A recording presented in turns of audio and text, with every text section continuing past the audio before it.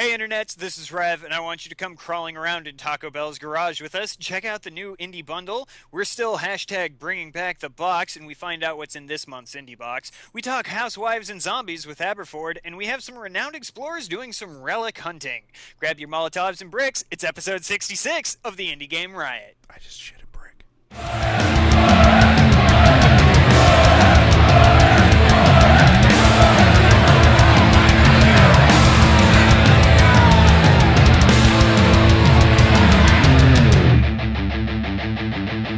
Indie Game Riot!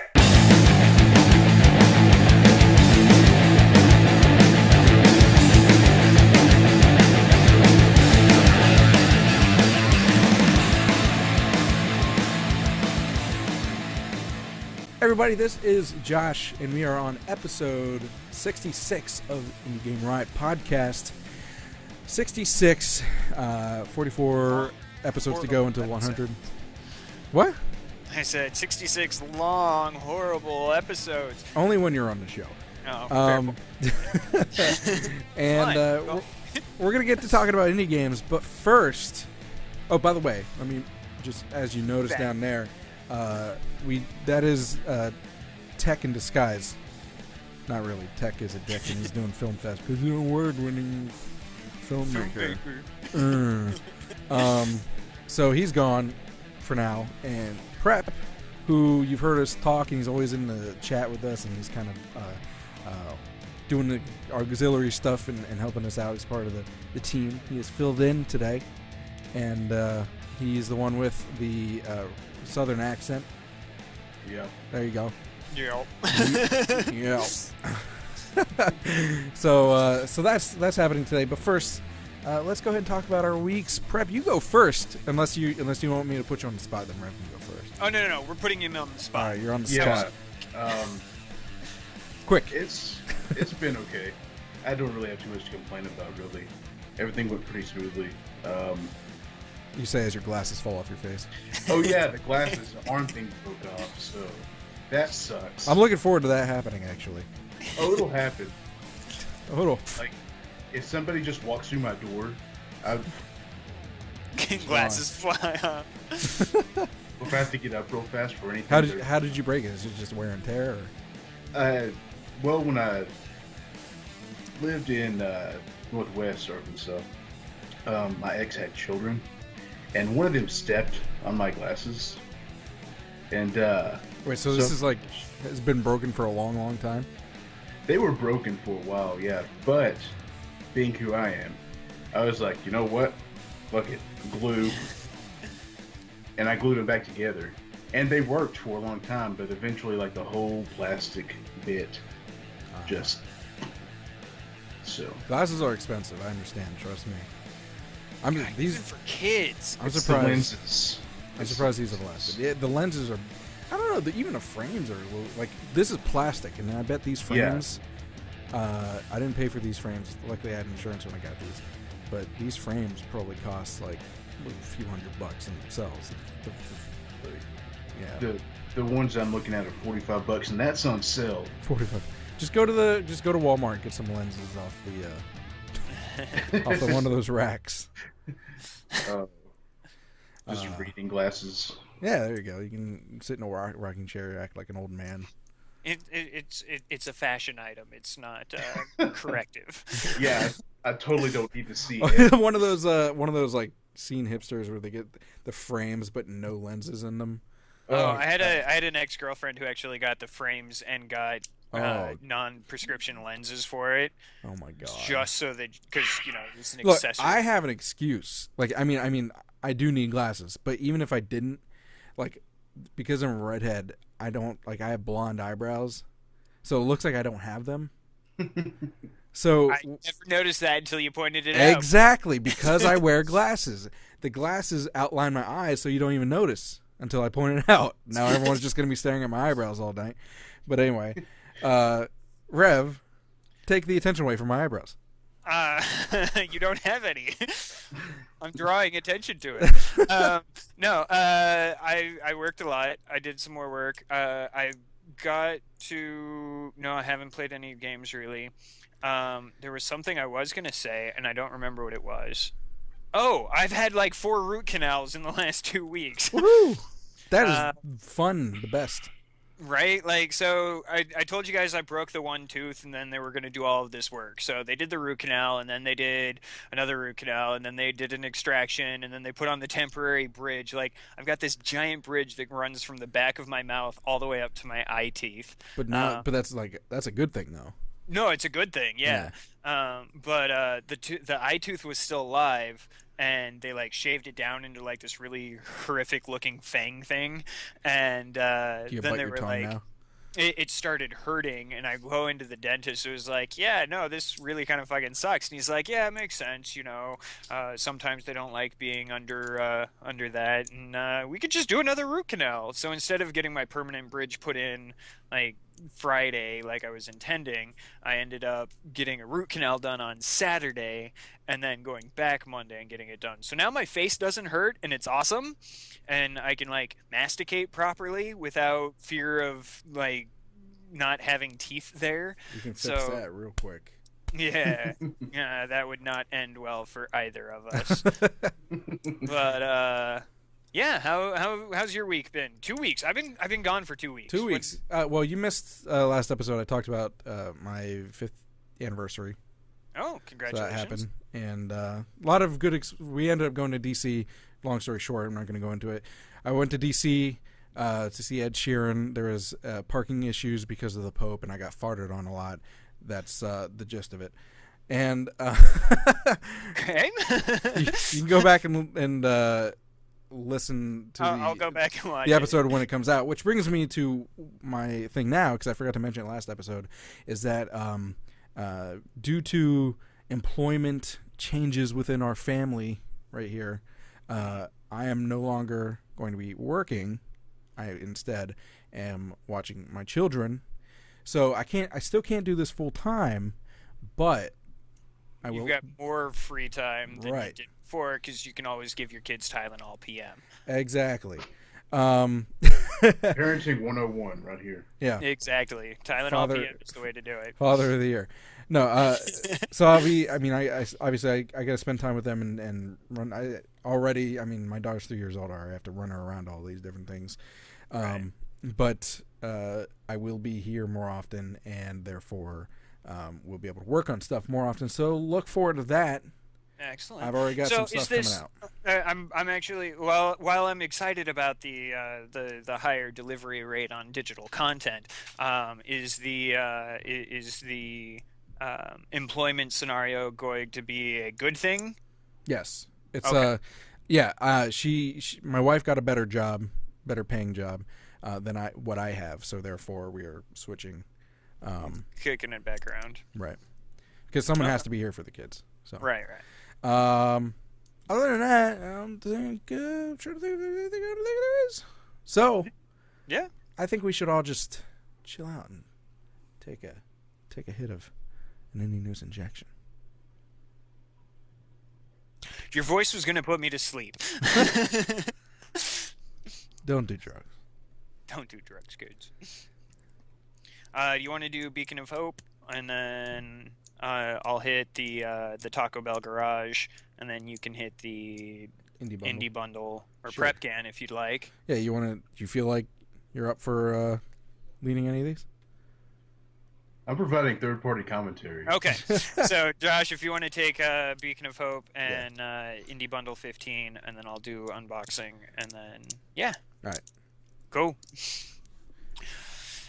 And this week on Indie Game Riot, we're talking Taco Bell, which makes no sense whatsoever until you realize that they have announced the Indie Game Garage.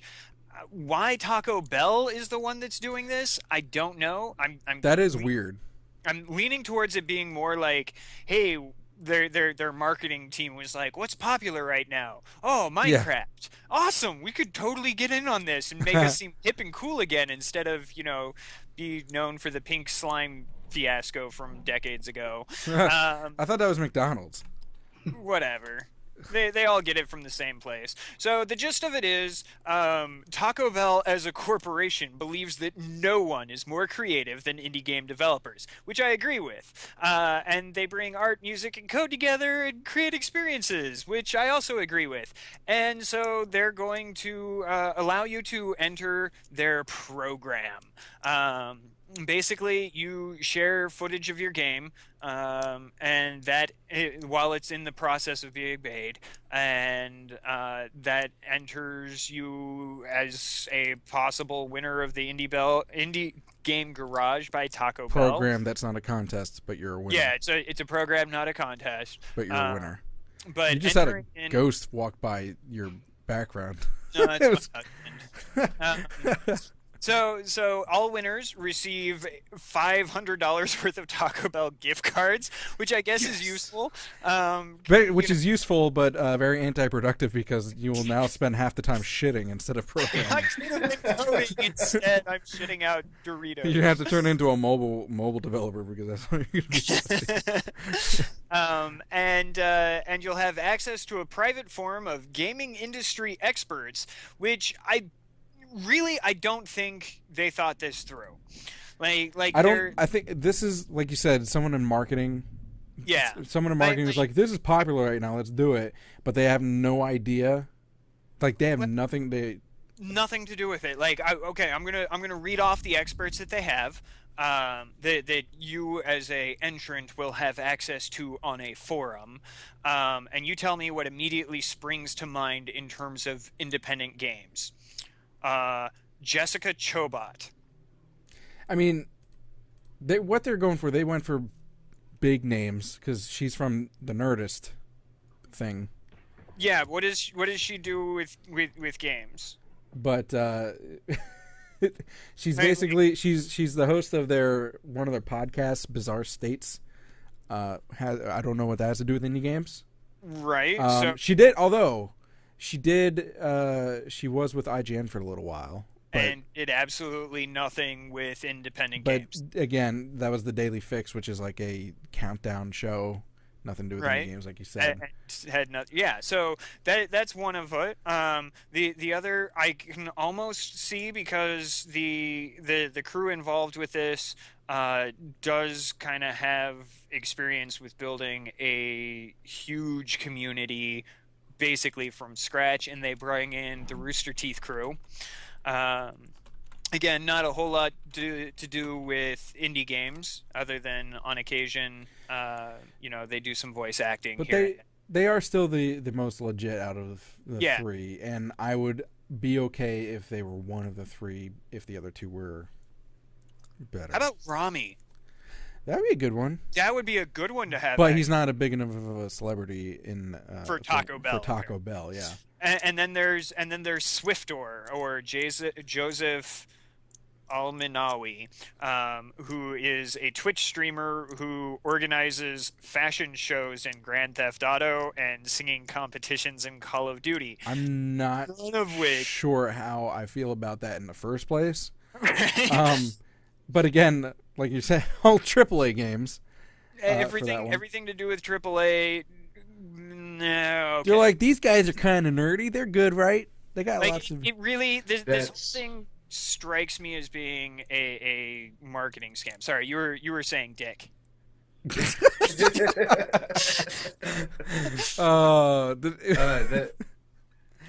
what I was getting at. Is it sounds like it's something more than just a marketing scheme. It's like they looked on the internet and was like, hey, this person, they're really popular. Yeah, I feel like they maybe did like a quick Google search, right? Yeah, that's exactly what it feels like. It's like, and hey, they were in a video game show before on, TV or some shit. So let's put them on here. Indie game development. They're experts. Yeah. Meet them. Yeah. Oh god. So yeah, Taco Bell. Let's go dicking around in their garage. I would say though that in the end, even though this is very contrived and just weird, it's still nice to see a large platform for indie developers. So I mean, there is that. If you are interested as an indie game developer, you have 44 days to enter. It is indiegamegarage.com, and you will you will be able to take a look and see what you need to do. You know what else could actually enter into this program, possibly, maybe, someday, if it still happens. Our friends from Luna Wolf Studios, who we've had on the show before, they were on IRX. We've talked to them at actually both MagFest and Too Many Games. And Rev, you just at Too Many Games, but I met them at both. Yeah. They have a Kickstarter running for their game Beacon of Hope. And the reason that, first of all, we're not doing this in Peep Show, just a little disclaimer here, is because of our connection with them. I don't feel that it's right for us to feature them in Peep Show because of how much of a connection we have with them, and when we haven't even seen a finished product for this game. Maybe later, when this game is finished, maybe that will be something that when we have like proof that we can show you guys, saying that this game is good. What I played from it, I enjoyed. Right. And the video that they've got now is definitely an improvement over what I was playing at Too Many Games. Right. And so this is very early alpha. Good. Yeah, very early alpha. And honestly, they're not looking for a whole hell of a lot.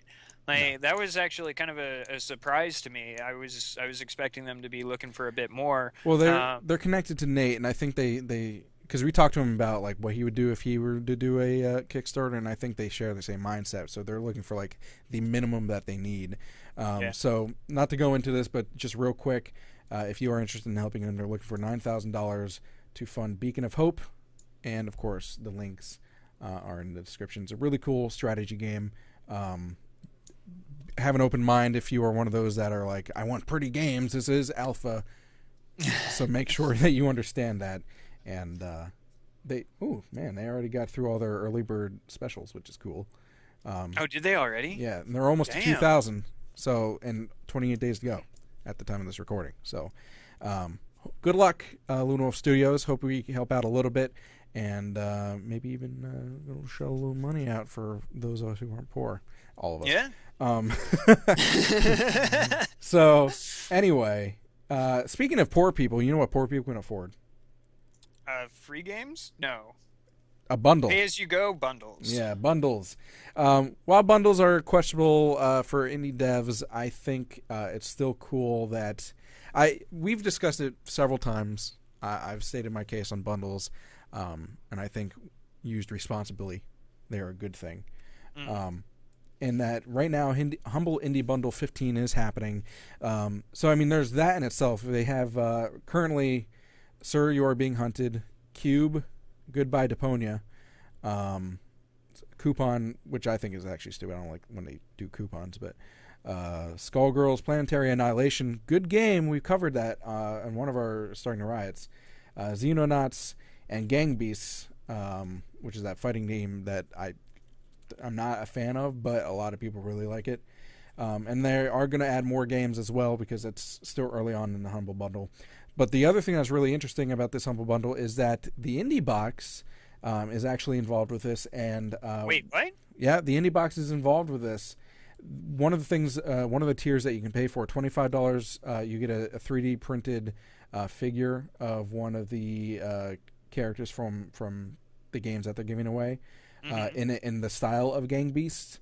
Or $70 or more, you get 7 figures of all the games that they're giving away in the indie bundle in the style of Gang Beasts. And the people who are doing the 3D figures are the Indie Box. It's being sent from the Indie Box. Oh, that's cool. Yeah. So, I think that's really cool that they're involved with that. So good job, Indie Box. And speaking of Indie Box. Speaking of Indie Box, I've got one. As always, my disclaimer: we do have a partnership with them that you can sign up for, and we get a little teeny tiny bit of a kickback. But I pay for this out of my own pocket, and I have no idea what it is. And if Josh ruins it, I'm going to kill him. So it is this month's Towerfall Ascension by Matt Makes Games. Box art doesn't look too bad.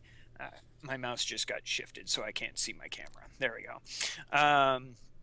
Box art is interesting. It kind of sets a tone. And yeah, let's see what we got in there. There's something with a USB stick key. Okay, got I'm assuming a map. God, why? Freaking plastic bags. And this is the most exciting part of the show where Rev struggles to break into his box. Struggles with packaging. Oh. Okay. I don't know what this is. I think it's a decal. Slap that on your car, baby. Like, or a quasi poster, or maybe I'm supposed to turn it into one of the like the King Burger King crowns. Maybe? Oh yeah. Maybe? I don't know. There you go. Just like that. We'll call it good for now. What else do we get? Packaging. Yeah, really. Oh, prep's gone. Excuse us while the cameras may shift a bit. Fucking Skype. Do you want to pause for just a second? No, we're good. No, keep going. Yeah, the cameras aren't too bad, and we'll just wait for him to come back. And hopefully he does. What is that? That's cool. This is like a little flag banner thing. Ooh, I like that. Cloth, and I definitely like that. Obviously, some of the characters. Yeah, I like that. That's pretty quality, actually. It looks nice. Yeah. Rub it on your face. How's it feel? Well, she's not on the microphone. It was something I would definitely rub on my face if I was on ecstasy. There you go. Don't do drugs. This month's one thing I do know that's not in this box. not to jump ahead of you, is the original soundtrack. And it's in like every other single box that they've ever done. Apparently, a lot of people were upset about that because they are assuring everyone. Because I do know what's coming up next month, but I'm not going to ruin it for you. But they did assure everyone that it's happening. Whoa, the cameras are really screwed up now. Never mind. Okay, I will wait. But they are assuring everyone that it's going to continue in the next box, which is actually Meat Boy. So what? I'm just kidding. Don't fuck with me like that. Oh, no spoilers. So, okay, do you want to? It looks like Prep just lost all internet entirely. Do you want to fix cameras real quick? Yeah. We'll pause. And I'll pick up from there. We'll pause right now. Excuse us, everyone. Technical difficulties, part of the live process.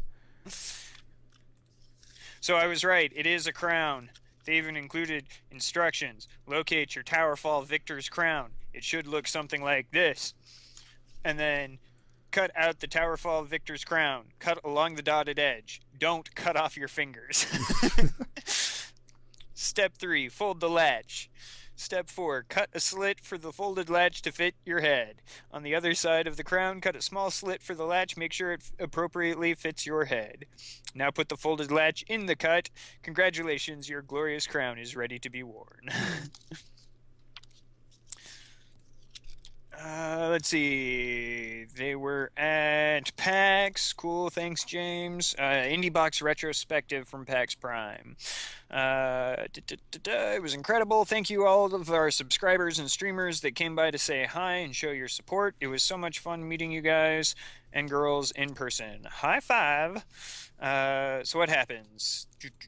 They arrived early on Thursday, created their booth. They've always had a corner booth. It allows for great flow of traffic. Unfortunately, they did not have a corner booth. They had a mid-aisle booth, and their setup didn't work all that well. And they didn't have people in there to help, so it seems smaller, and yeah. They had to completely redo their booth on the second day. Let me know when the cameras are ready. We're ready. Oh, okay. Well, then cool. I'll stop.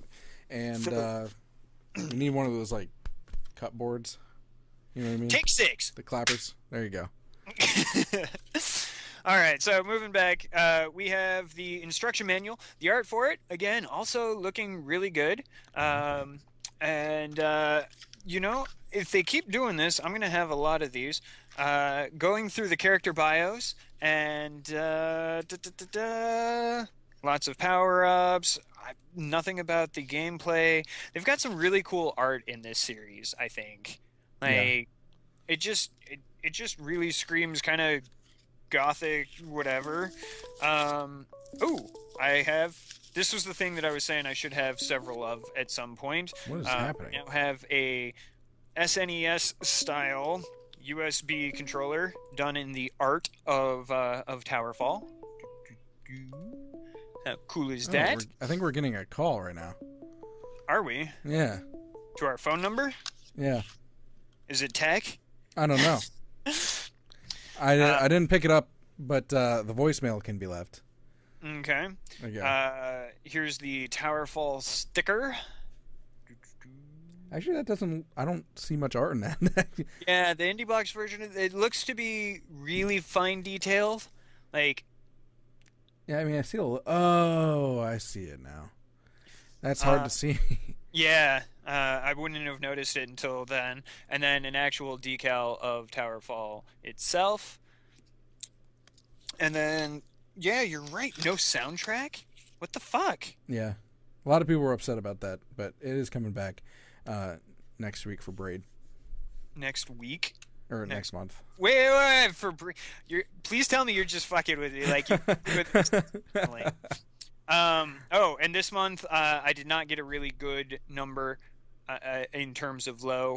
I got that. Was it 254? 254. That's your lowest one yet, isn't it? No, I had like 170 something. Oh, that's not that bad. Out of 1,500. Yeah. And then the part that Josh always likes the most, a USB fob. Ooh, I like the art on that one. And it looks like it's the same on the other side. Nice. Seriously, no soundtrack. Now you're pissed I'm off. gonna cancel my subscription to. Fuck it. Now, normally we do an incredibly smooth transition from the indie box into our discussion point, but we're gonna pause. Yeah, we're gonna pause right here to get Prep back in the show. So let me. I'll add you back in, Prep. Oh, hey, and Tech decided to join us. What a dick. Excuse the camera shifts. You're filming a movie. Are you the one that left the voicemail? Please say you're the one. It was a 201 area code. There was no voicemail, though. What? I know. I'm a little upset about that. I should have picked it up. You wouldn't have been able to hear it, but I should have picked it up. Everyone else would have heard it. Have we received any copy creepypastas for our Game Key giveaway? No, that never happened. Yeah, because the episode hasn't come out yet. Yeah, I never announced it or anything like that. If we could get that done soon, it would be in time for Halloween. Woohoo! Ooh, our Halloween show. I've been hoarding certain scary games. Oh, I hate you. Oh, okay. So he did leave a message. How's the filming going? Oh, I see it there.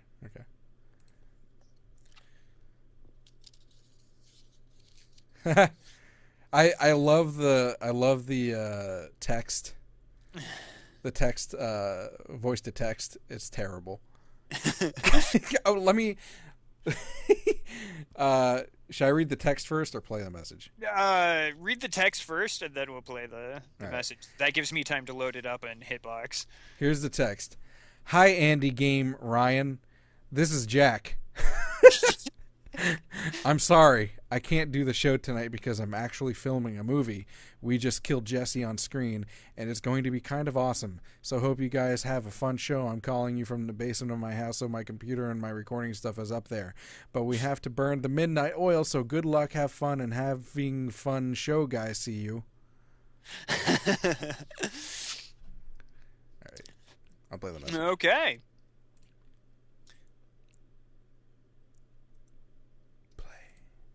Hi, Hi, Indie All right, Game so you're Riot. gonna play it? This is Tech. I'm sorry I can't do the show tonight because I'm actually filming a movie. We just killed Jesse on screen, and it's going to be kind of awesome. So, hope you guys have a fun show. I'm calling you from the basement of my house, so my computer and all my recording stuff is up there. But we have to burn the midnight oil, so good luck, have fun, and have a fun show, guys. See ya. There you go. Aww. Oh, shuckaroonies. Okay, now to remute my my Chrome. Well, cool. I'm glad things are going well, and good luck. You just Win posted a another picture of Jessie being dead. She has blood in her mouth. What'd you use for the blood?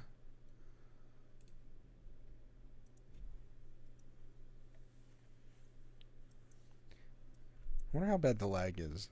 It didn't seem to be too bad. At least for I gotta me. get set up for this. I gotta. Oh, prep then. Prep. I officially dubbed my IP cable jinx. Is your thing still not working there, Prep? I mean, you're on Hitbox. That's what I was doing. I forgot. I was adding him back in.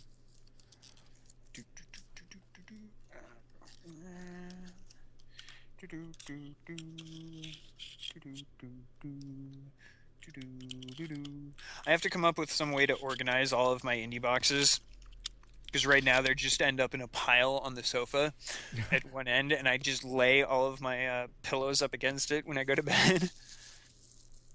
I'll try adding you in one more time. Bubble wrap.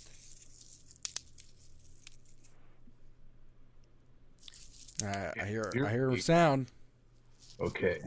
Yeah, there we go. Hooray!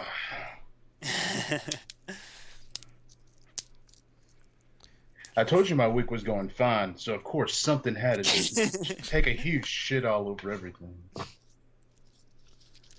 Obviously. All right, let me redo this camera. Oh, side note, they included a white sheet of paper with the game. I didn't mention it. Important Towerfall update. Occasionally in the games industry, you'll have to make some small changes after a game is shipped to suppliers. It's funny, a white sheet of paper is one of those things that we all remember getting in classic PC games from the 80s. It almost wasn't authentic unless it had something that had to be changed. Well, this is one of those instances, so we have a couple of quick things that you'll need to do before playing the game. For Windows users, to properly do this, Towerfall Ascension and Towerfall Dark World from the USB. Oh, so this is two games in one. Unzip or extract the zip file from the USB to your folder designated on your computer. Download and install the XNA framework. Here's a reduced sized link that's case sensitive, which doesn't really do me I can't click it or copy and paste. And then run the Towerfall exe from the extracted folder on my computer. There you go. Well, since Prep's back, we can continue with the discussion point once I get there. Okay. And you can do the clapboard. That's what it's called, clapboard. The clapboard? Clap. Yeah, that thing. And we will talk about VR. Dun, dun, dun. Oh, am I doing this? Okay, here we go. Yeah. Kick it off. Take 67. You know what's weird? Huh. My daughter, and I had no idea why, but anytime she sees like a long number, like that's like more than one number, I should say. If it's double digits. Yeah, if it's double digits or more, she always calls it 69, and I don't know why. It's not from me. It's not from my wife. I don't know why. From Casey, maybe? I don't think so. I mean, he hasn't been around for a while, so it's weird. But anyway, unless she's no, caught sweetheart, something on TV. that's 482. That's not 69. It's No. a different number. Yeah. It's weird. Anyway, it's embarrassing. It's one of those things where you're like, please don't say it in public. All right. Okay. And our discussion point for today, as we smoothly stroll back into the show after technical difficulties, is about VR and its effect on the indie game industry. We were thinking about discussion points before the show, and I thought this would be an interesting one because it's been cropping up in the news recently. What with like the 20 different companies that have all of a sudden wanted to start do VR. People are saying VR is like the future of gaming. There are certain big games that are specifically programming for VR now. Oculus, especially, Morpheus is doing really well from Sony, and probably the most recent thing is GameStop saying that they will be the hub, the main place. The main place for those of you listening to the recorded version. Rev was just beating off to GameStop. No, I was indicating my lack of enthusiasm for GameStop. I know, but I like to misrepresent. They're a blight on the economy, damn it. That they will be the go-to place for VR as VR grows, which is kind of laughable, but I mean... Because it's GameStop. It's GameStop. So what do you guys think about VR and indie games and like how it affects the industry? Is it really where everything's going? All that sort of stuff. No? No. Explain yourself. No. Prep, do you want to... Or you just want to... Do you have any thoughts on this? Have you encountered VR before I launch into my diatribe? I would go and say, oh, well, of course, the generation of children now will be the ones going into virtual reality. But... myself, and I'm sure you guys also were around when early stages of virtual reality were being kind of pushed in gaming. I remember at the mall, they had like this huge virtual reality arcade. You go and you spend some money and you get to play the games. And I just remember even then being novelty. And novelty is the word I always forget. Sorry, go ahead. and I don't see that changing down the road anytime soon with virtual reality. I think it will always remain novelty, no matter how pretty or polished it is. So you don't think always be novelty. So you don't think if people were to like force it basically and get it, make it become so immersive that is like you can't even go back. No. I mean, besides the point that it's not. Especially now, very affordable. I mean, it's not that expensive, but I mean, to get to that kind of immersion, I'm sure it won't be affordable. You don't think that people will jump all over that? Like, no. For a little bit. Yeah, for a little bit. Look at movies right now. Look at movies right now. 3D has been making a resurgence for the last 6 years. And you're not using the goofy. Red and blue glasses anymore. Even though I like those. Those don't work, by the way. For me, anyways. But no, like the current 3D movies, cool. That actually does work for me because it doesn't rely on color correction to do that. But the biggest issue with it is it isn't universal enough. It isn't enough of a draw, and it has enough major side effects that nobody gives a shit anymore. Like if a movie gets released with 3D, people are like, "Oh, cool." For some movies, maybe. Well, my thing with, I mean, if you're going to compare it to 3D movies, my thing with 3D movies is that it's 3D for like the first 10 minutes, and then you forget it's 3D. Like that's how it is for me. Like when I went and watched Avatar in 3D, I was like, "Oh, cool." And then like 10 minutes into the movie, I was like in the movie, and I'm not even like realizing that. Except for like the only time I got back into like realizing it was 3D was when they were flying around the cliffs, because that was like IMAX kind of thing. You know what I mean? Right. With VR. With VR though, I don't think we're going to run into quite that same problem. It's a novelty, and I think it's an amazing novelty. Like I love the whole VR scene. What about side by side then? Instead of saying novelty and having it in that like kind of like meh corner, you don't think it'll run side by side to regular gaming like 3D is with movies right now? No, I don't. It can, but it'll remain the novelty. It's much like how to put this.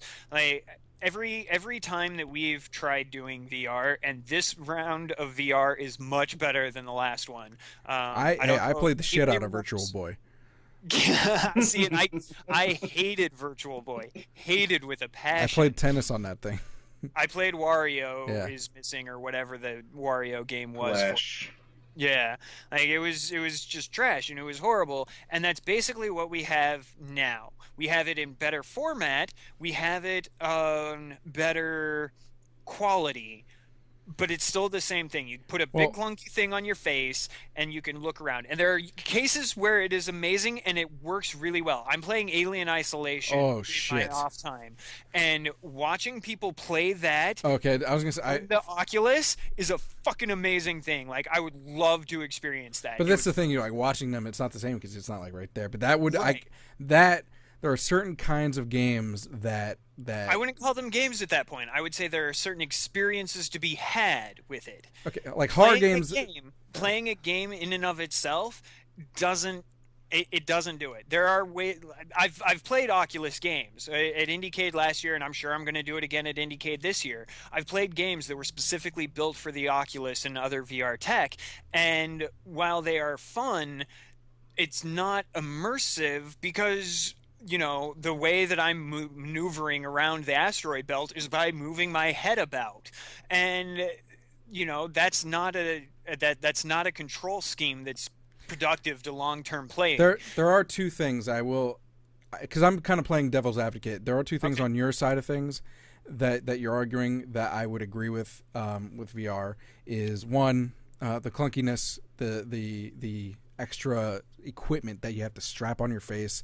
There's a lot of issues with that. Which they are working on. And side effects and that in itself, I mean, it's like Rock Band, you know what I mean? Which is actually coming back, by the way, but you know, you're paying for these things and it takes up space, and it's like it's kind of just there, and you use it, and then, but anyway, and if it gets used well, it's fantastic. The second thing is kind of like what the issue is with Wii and Wii U, is that it's so different.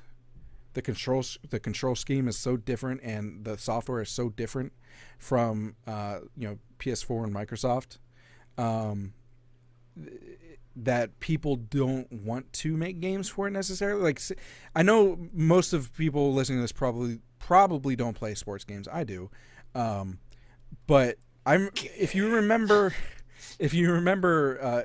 remembers years ago, ESPN tried to make a game that was from the first-person helmet view.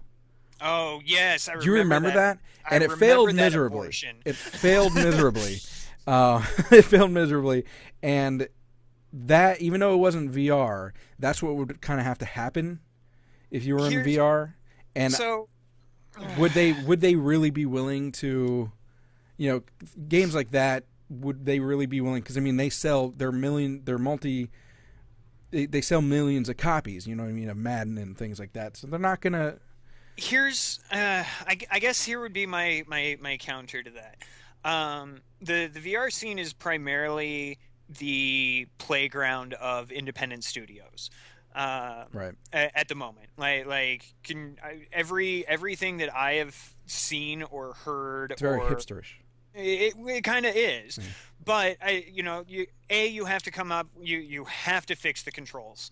Like there has to be some better way outside of the experience games to play the game without, causing people don't like motion controls. That's the problem with the Kinect. That's the problem with the. Well, that's because it's not implemented well enough usually. Well, no, there were some that actually did fairly decent implementation, but nobody gives a shit because we're all gamers. Like, we want to sit down and play a game.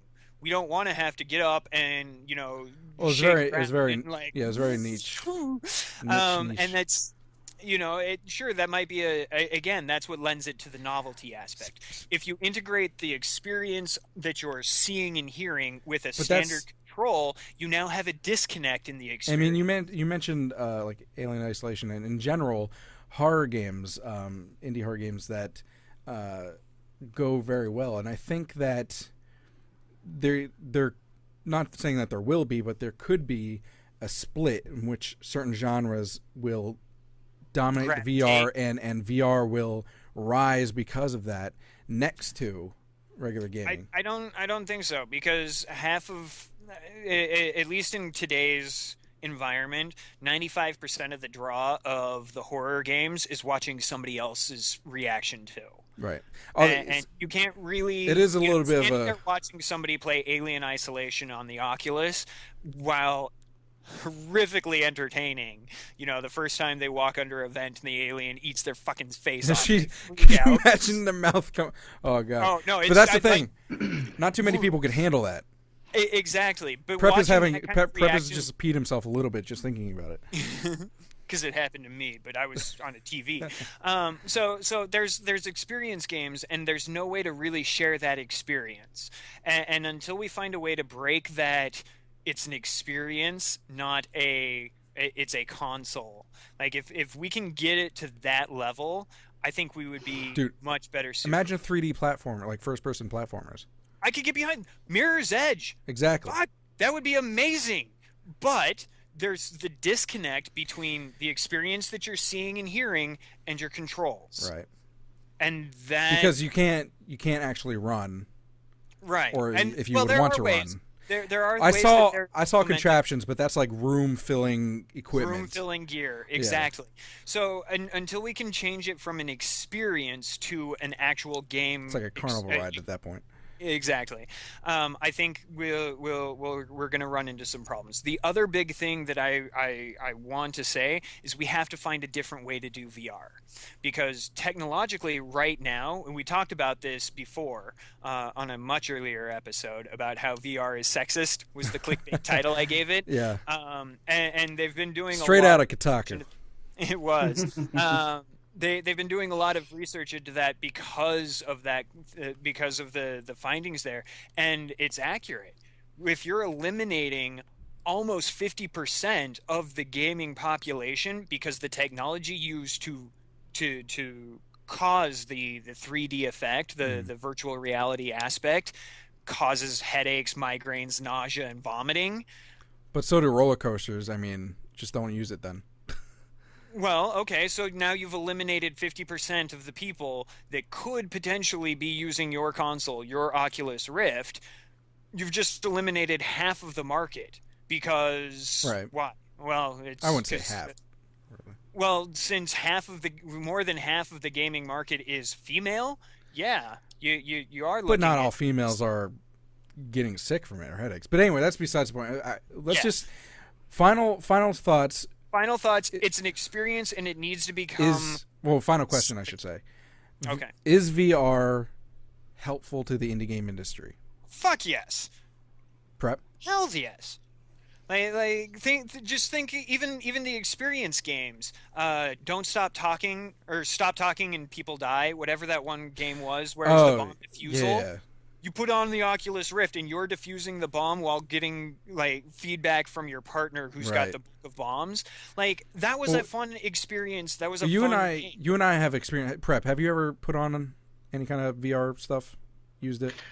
Back in the day, not anything. The Virtual Boy. Okay. Not even the Virtual Boy, but full-on virtual reality stations where you stand in a thing with the goggles and look around and have the controls. Well, Rev and I have used the Oculus, and you're right. It is that I don't want it to go away.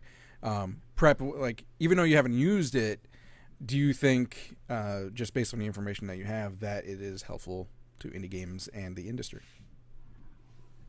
To a point. I'll always see it as a novelty. It's like something fun to experiment with, but it'll never be something that... You don't think there's going to be any mainstream games that will make people buy a VR thing? I'm sure there'll be one or two. Okay. Well, fair enough. Let us know in the audience and those of you who are listening to the recorded version what you think. There's a little bit of YouTube horrage right now. Put it in the comments, or if you're on our website, put it in the comments on the website. Or if you're in the chat, you can chat with us because we're going into a little bit of a segment break, but not for you, those of you who are listening to the recorded version. We're just going straight into it then. But we're going right into starting the riot. Bad segue. Where's that shit at? Where's that bad segue? Yeah, hold on. There you go. Also, hello, people who just popped in the chat. Lady Rabbit. Is Rabbit, that Bell? and- I don't know. And Midor Feed GG. Hello. Welcome, and a guest even. And a lurker. You should A sign in. lurker. Totally sign in and chat because it's fun. That was a good discussion. Yeah. All right. Get this next stuff set up. And copy you. So there's multiple sword fighting events going on this weekend. Oh, really? Guy crashed his hand with... Oh, is that the little X-wheel thing? Tell me that was on camera. That'd be hilarious. That would be hilarious. I would laugh and watch YouTube videos of that. Just reverse it in slow-mo. Okay, yeah, it's like the little X-wheel type things. Oh, yeah, I've seen those. Yeah. He deserves it. Yeah. What a douchebag. Okay, get the video up. And if you are new to this chat as we're setting up the next thing, feel free to follow us, clicking the button below. You'll get notified every time we go live every week, Friday, 9:30 p.m. Eastern Standard Time. Every so often. And there's a bunch of links below the stream, too, that you can click on if you want. The Beginner's Guide? I have not yet. It is something that has... I saw it referenced a couple of times today while I was at work, and was like, oh, I should probably check that out. Is this a new internet meme I'm missing? No. The Beginner's Guide is a new game. Oh, well. How come you don't tell me these things? Because I was fucking asleep. Yeah, it's on Steam. Currently on sale on Steam. Narrative video game from Davey Reedon, the creator of the Stanley Parable. Ooh. It's about an hour and a half long and has no traditional mechanics, no goals or objectives. Instead, it tells the story of a person struggling to deal with something they do not understand. Interesting. Send that to my email or something. Go to Steam and look for the Beginner's Guide. I don't have time to remember. Just give your kids some Tylenol PM or some Dimetap. They'll remember. I'm busy with the show right now. I'm going to forget by the end. Okay, I just tweeted at you. There you go. Well, now everyone knows. Secret's out. Ah! Okay. Yeah, no, it's one that I wanted to look into, but I have a bit of a backlog at the moment. I've got some games that I gotta potentially play for the show. I got a dev or a press key for Tenertia that just released, and need to play that. Speaking of playing, did you get a chance? We didn't get a response back from Abby Games for the first thing. You're gonna do Aberford. Yep. Did you play any Relic Hunters, or do you want me to? I haven't had time. I will do that. I'm sorry. Working 36 hours in 24 hours time is a pain in the ass.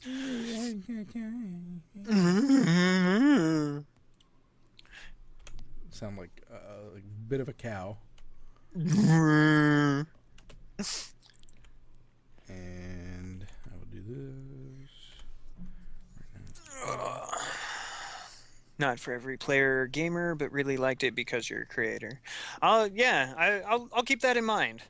I'll keep that in mind and check that out probably in the next week or so. This month is going to be so hectic, by the way. Holy God! So any Fridays that are no-goes? Yes, actually. The weekend that I'm at IndieCade. Oh yeah. No, yeah. You should set up a live booth. We claim this park table here. Excuse me, but I reserve that. I don't see your flag. You see the sticker here that says Indie Game Riot? No, so next week I should be good. The weekend after that I should be good. That's the 16th. Speaking of, IndieCade tickets are on sale. I should have put that in the news. they're 48 hours. They were doing a flash sale, yeah. Normally they're a bit more expensive.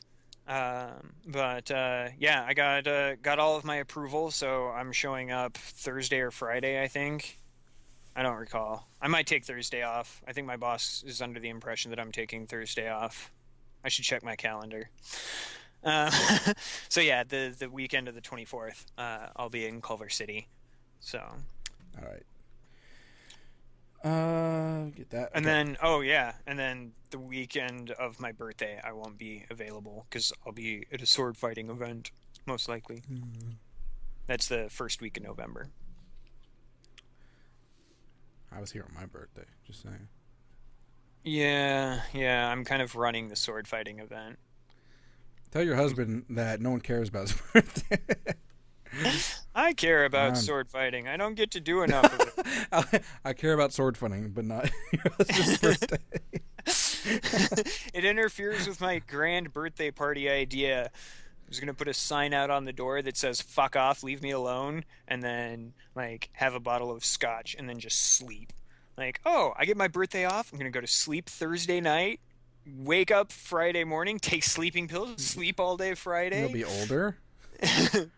Wake up in the middle of the day, take more sleeping pills. Take some Metamucil. Old person jokes. Yeah, I've got gray hairs now. Getting old, Josh. I'm 27. I have gray hairs, white hairs in my beard. How would you be able to tell? You're so pasty that it just blends in with your skin. Starting the riot. I feel very insulted today. You have no eyebrows. You have beard hair that blends with your skin. Like I have eyebrows. I don't see them. No, I don't. Yeah, no. Right there. Yeah. Okay, I saw the hair. You have a part of an eyebrow. Well, I had to prove the whole thing. You've got partial alopecia or something. You could always have the opposite issue. If you remember the Juice Man, he had like the freaking eyebrows for days. Do you remember Juice Man? Freaking eyebrows. Yeah. Vaguely, yeah. Freaking ridiculous. All right, here we go.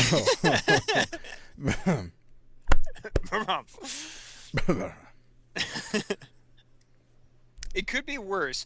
Not having eyebrows that are visible is worse than is better than having a unibrow. I actually technically kind of do. It's a very fine hair though in the middle. You're not helping yourself here. You got the worst of both worlds: no eyebrows and a non-unibrow. What? That's an oxymoron. No, it's a non-unibrow because you. Never mind. Anyway, moving on.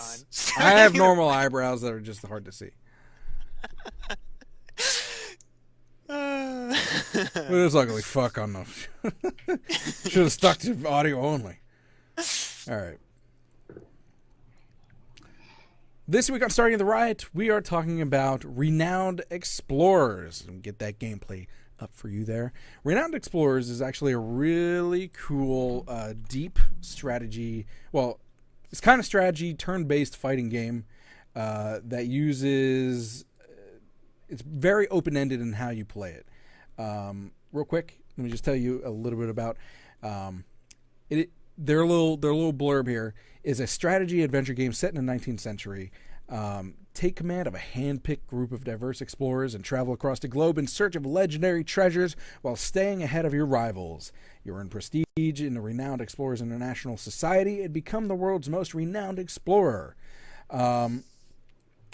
What makes it really cool and open-ended as far as how you play it is they do this thing, they call it attitude-based gameplay, where you literally don't have to fight any of the enemies. As a matter of fact, I've seen a couple of people play it just by talking their opponents to death and or talking them to the point of running away, and which is fantastic. I think that you can even do that. You can fight them normally, or you can use charm, deception, intimidation, or just a show of force in general, which I don't know. Intimidation and show of force kind of seem the same thing to me, but hey. I'm going to beat you up versus pointing a gun at you would be my assumption. Both are intimidating. But anyway, it is procedurally generated when you take your expeditions. And there's things that you, like I said, there's like resources that you can collect, insight, research, gold, and your status within the International Society for Renowned Explorers. What's really cool too is that all of your characters have like their own unique traits, skills. They call them quirks. So there are negative and positive things that you can have in each of your characters that you use. So it's just a really cool, deep game. What do you think of what you see? You know, honestly, it seems extremely simplistic, but extremely provocative in terms of the amount of depth that is provided. And I think I don't know. Maybe I'm just getting more simple-minded as I get older, but I like that kind of style is starting to appeal more and more to me, where, you know, it's pretty straightforward and it's easy to pick up, it's easy to learn, but you are capable of going, you know, 4, 5, 6 levels deeper in terms of, you know, the strategy and the mechanical depth to it. Simplicity might have something to do with just the lack of sleep and things like this. That might be. I do apologize. Like, I've 4 hours of sleep in the last 48.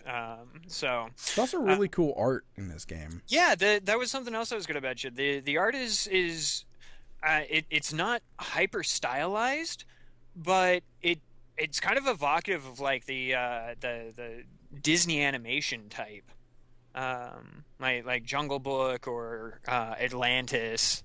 Or Tarzan. Yeah, I can kind of see that. Yeah. So something else from another little blurb from them is that you can seduce your way past huge gorillas.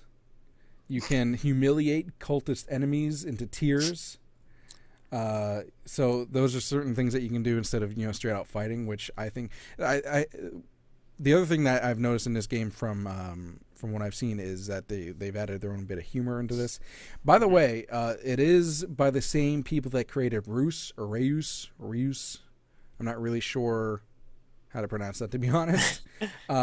If anyone has played that, and if you actually own it and you buy it through Humble, you get a 25% discount. Otherwise, it is $19.99 on all platforms, including Steam, Humble, and GOG. GOG. And it's available. It is OS agnostic. So thank you for that. Windows, Mac, and Linux. So yeah, Abbey Games did a really good job. This seems to be a very well put together. Oh, they have a really strong community. By the way, I almost forgot. They have a really strong community built around this game. That they have this like you can play multiplayer. I think. If I'm unless, or maybe it's just connected as far as like your stats and what you do go, but you can find treasures in the game, and on their website they actually have contests sometimes where they don't have one running now, but they recently had one where if you're the first one to find a certain feather, you win something. I'm not sure what exactly. Get your what was it? What were the contests? Anyways. Yeah. But that's cool that they're keeping track of that, and that you can, they can do that basically anytime they want, because as long as you're online when you're playing it. So, good job on that. Abbey Games is the developer, and you know what? I'm gonna break the line for just a second. Okay. If you haven't played Reyes or Rose or however they pronounce it, go check that out. Like, I'm watching, I checked it out on Steam because it was like, oh yeah, it came out in 2013. Why haven't I played this? I want this game, so if anybody wants to buy me a copy, I actually think I have a copy of it, but I didn't get a chance to play much of it. I would recommend it. It's a God type game, which I love. So if it's the one I'm thinking of, which there's like different like big things that create. Yeah, right. You shape the planet You're using shaping those. The planet. Yeah. It is an interesting game and well put together. I just didn't get a chance to spend much time with that game in particular to really give a full opinion on it. But it looks cool, and from what I played, it's well programmed. Yeah. So yeah, makers of Reuse. If someone knows how to pronounce that, please let us know, and go check it out. Links in the description. Abbey Games, well done. There you go. Is your transition, sir? It's a transition. Okay, I'm gonna do a bad segue here. Peep show. I wasn't even gonna say anything. I was just gonna leave it as a blank, and then you could just immediately cut. It's more for the live audience. What the fuck's happening? Who the fuck knows?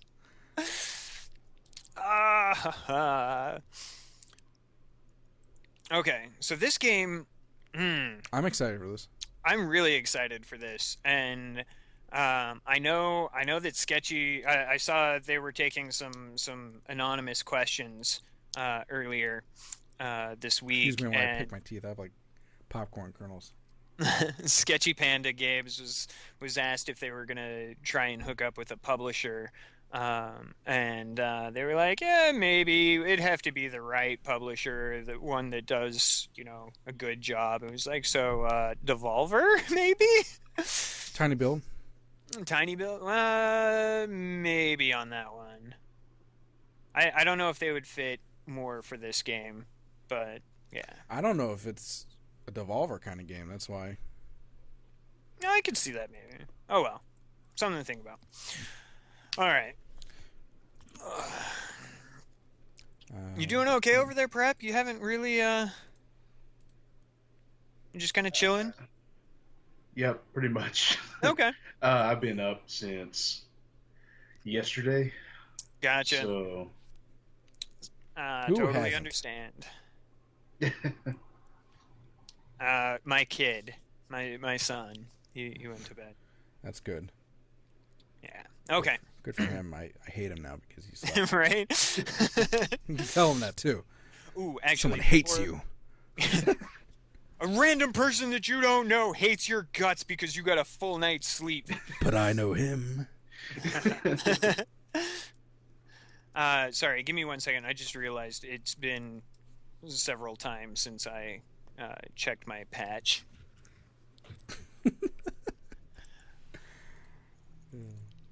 Okay, so the patching on this medical software, ridiculous. I say, absolutely fucking ridiculous. The first one was 40 minutes to do. The second one was 2 hours. The third one was 4.5 hours. It was just like, and this one is still updating. Okay, that's all I needed. Okay. Sorry. Should be sorry. I am sorry. I am apologetic. No, you're not. You ready? Cool. And this week on Peep Show, we have probably one of the most interesting zombie games I have encountered recently. This is by Sketchy Panda Games, and some really cool cats, by the way. If you get the opportunity, check them out. They're not cats, they're pandas. Pandas, sorry. Useless fuckers. Or useless non-fuckers, I guess. Topical. Anyways. So, anyways. Damn it. Lack of sleep. I blame that. Aberford is not what happens after the zombie apocalypse, like all of the other zombie games that we've encountered. It is the start of the zombie apocalypse, and it kind of takes it back to the 1950s era. And you're playing as one of 4 or 5 housewives from that time, and living in suburbia, and everything's all nice and happy-go-lucky. And holy shit, there's fucking zombies! What the hell? That sounded like you were reacting to the video, like you weren't expecting that. There's zombies in a zombie game? What the fuck? The fuck? Yeah, no. So they. Think along the lines. I hate comparing it, but the feel that I get to it is kind of like what Left 4 Dead would be if it was, in a more stylized version. Right. And I really like the differentiation of the characters. That was one of the biggest problems that I had with a lot of the co-op zombie games, is that there is no differentiation in characters. Oh, you mean like skill wise, In not terms of, aesthetically. well, aesthetically, they look slightly different, but they're all, the exact same fucking character. But skill wise, yeah, they don't have anything to set them apart. You're running around with a machine gun, or you're running around with a pistol, and you get to choose and switch and blah blah blah. In this one, they actually. Each character, each of the housewives that you can play as, has their own skill set, their own bonuses and stuff like that. Yeah, this kind of feels like a Left 4 Dead made by Telltale. That's a really good way of putting that. So you can play as Peggy, who gets a bonus to melee attacks and to throw attacks. Betty, who moves faster and does more damage with light weapons. But what's cool is that the difference isn't only in their combat. It's also, it's not just a combat game. It's not just an action game. It's also choice oriented, and there's a lot of not a lot of dialogue, but there's a good amount of dialogue where you actually choose how you want to. Like, that's where the Telltale comes in. And they differ in how they respond to different things and everything like that too. So that's cool. Now, I will say one of the big things here that kind of gave me pause. These guys are asking for a healthy chunk of money, just under $750,000. To be fair, this is a very ambitious project. And it is that ambitious. I'm sorry? Is it that ambitious? I think so. I mean, they're saying 40. Okay, the amount they're looking for, the actual amount they're looking for, $675,000. They are to almost $76,000. However, that's not out of that chunk. It's not a lot, and they have 16 days to go. So. But they might be. I have a feeling that we might be seeing a secondary one in the near future. Probably. But I'm kicking in on this one because I like the idea of the project. And well, I'm hoping that's what's going to happen, is that they'll take a step back if this doesn't make it. That they'll take a step back and say, hey, okay, maybe we don't need all this, and cut that down. Right. The other thing is, 43% of $675,000 is going to artwork and music. I mean, how much are they licensing?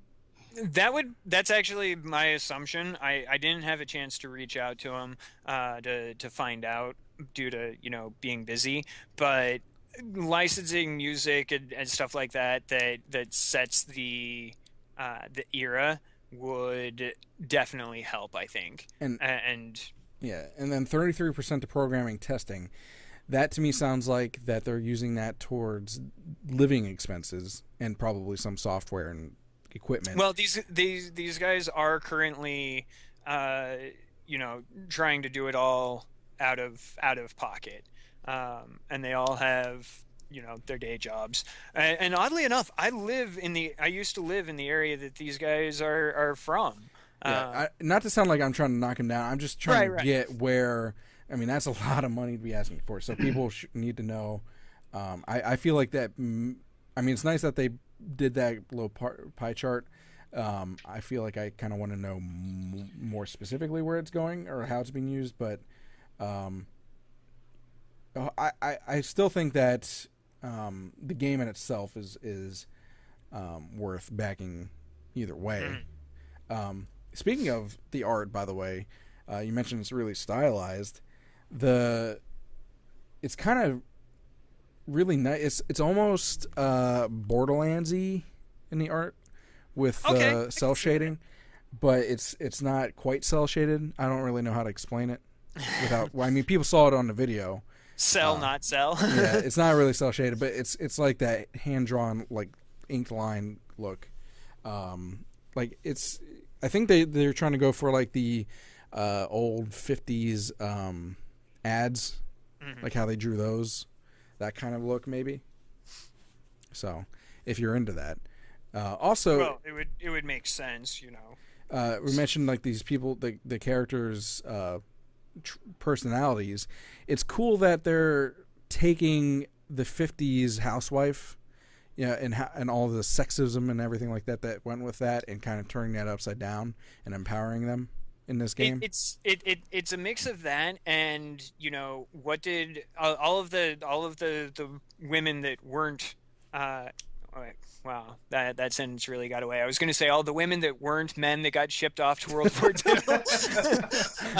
But what is Rosie the Riveter Someone going put to that do? on Twitter. Right.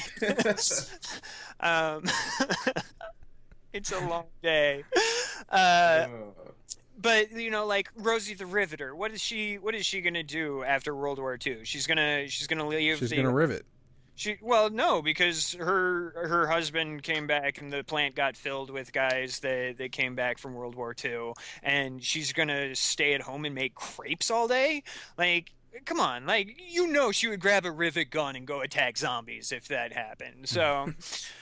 Somebody else pointed out, and I agree with, and definitely wanted to mention, the vast majority of the team that's making this is female, which is nice to see. Kind of a Refreshing. really cool thing to see.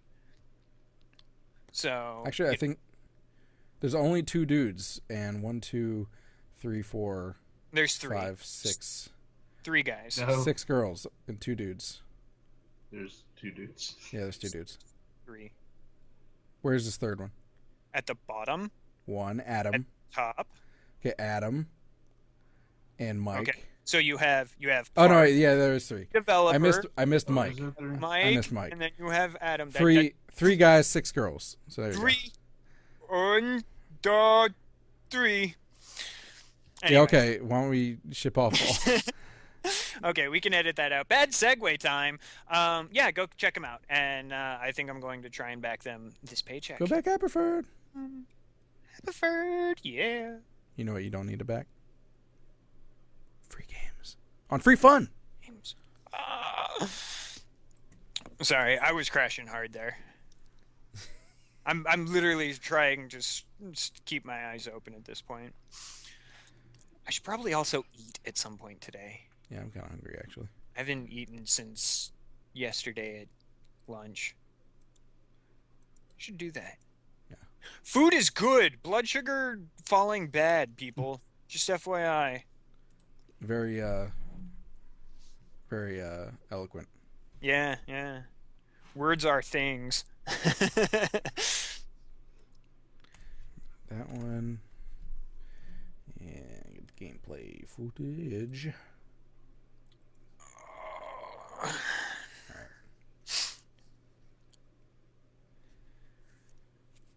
Ready? Yeah, I am ready. All right, here we go. This week on Free Fun, we have a game that's been getting a lot of attention recently called Relic Hunters 0, and it's a by the way free game again on Steam about shooting evil space ducks and evil space turtles with tiny cute guns. There's a little bit of a tactical. It's like real-time tactical, if that makes any sense. Because you have to kind of take cover behind different, as you're seeing the gameplay, Desks and boxes and things like that, and basically you're going through and unlocking weapons and characters and relics, and the end game is to defeat Duncan. I'm actually not sure. Duckin Commander. Is that Duckin Commander? Duckin Commander. I wonder if that's a pun. Fucking Commander? Duckin Commander? Because like phones always like typo autocorrect fuck to duck, maybe? Maybe. I don't know. A little bit of a stretch. But anyway, again, on Steam free, and made by Rogue Snail. That is the development studio, and it is for Windows and Mac, not Linux, so screw you Linux users. Not really. Full controller support and has local co-op. One thing that I did want to mention, and I don't know if this was intentional or if it was just happy coincidence, but the art style in this game is very similar to hack and slash. The art And- style is not the gameplay. Just put that out there. Well, yeah, true, but it is like the art style seems very similar to that. It looks as though it's a bright and colorful game. It is. Can I get confirmation? Okay. So Oh, like color blindness. right, but it looks like a lot of fun. I haven't had. I'm a horrible person. I haven't had the opportunity to play it. I should fix that. But It's free, damn it! What the hell? time. By the way, it's over 2,000 reviews, 95% positive. So take that for what you will. Jesus. It was only released in August 18th to be exact. It's won awards, best game under development. Why is this a free game? Which is a Brazilian independent games festival, and it was honorable mention in the VI festival. Cinemundo. It's open source. That makes So sense. I'm assuming this is like a Rogue Snail is a Spanish studio or South American, because those are both South American awards. What did you say? Two things. One, it's open source, Yeah. which is awesome. Yeah, And that's two, cool too. You know why you recognize the name Rogue Snail? Why is that? Because we featured Chroma Squad on the show. That's what it was. These guys are the same guys that did Chroma Squad and Dungeon. That's what it was. Chroma Squad. That in itself, the fact that Chroma Squad, by the way, we have mentioned many times that is one of the contenders for us personally anyway. Could be different for fans, but one of the contenders for Riot of the Year award, the Indie Game of the Year award that we do coming up next month actually. And tell me, by the way, that you've sent that shield. Oh, there's silence. Sent that shield. You didn't say I had to not lie to you. Oh, I'm sorry. Anyway, so but that in itself, just the whole fact that they have this reputation already for excellent development, and they made this free. I can't believe you're right. I can't believe it's free. But hey, who's to complain? Why look at get forced in the mouth? Whatever that means. I never really understood that saying, but hey, there you go. And but you know what we should look in the mouth? That's a horrible segue. Hookers? No, don't look that in the mouth. That's Herpyville. The end of the show. The end of the show does not have herpes, but all good things must come to an end. What the fuck does that mean? Watch our show. It's over, and we're not giving you herpes. That's a positive. If anyone takes away from Indie Game Riot is that we didn't give you herpes, and therefore you should watch us weekly.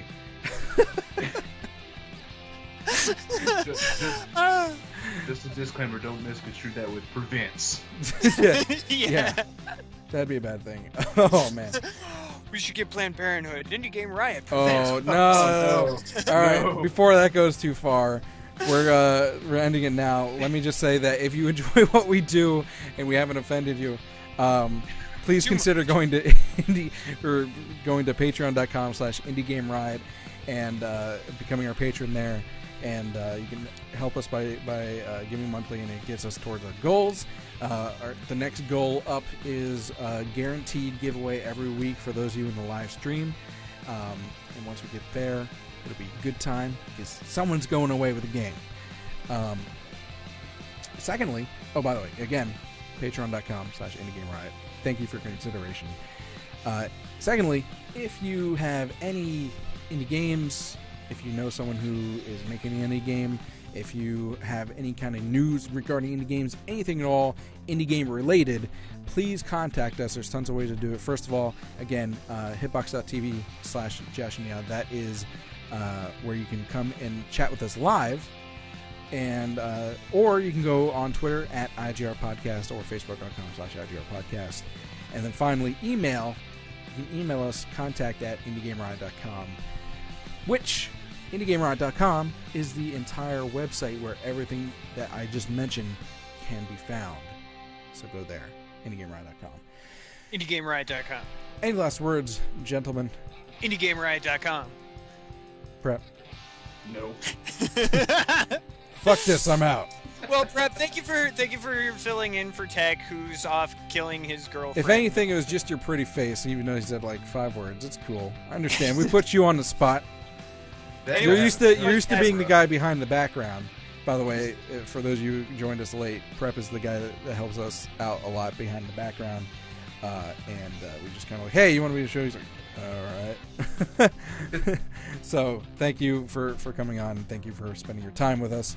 And thank you to all of you in the live chat for coming and joining us. You make the shows very much more fun than they usually are.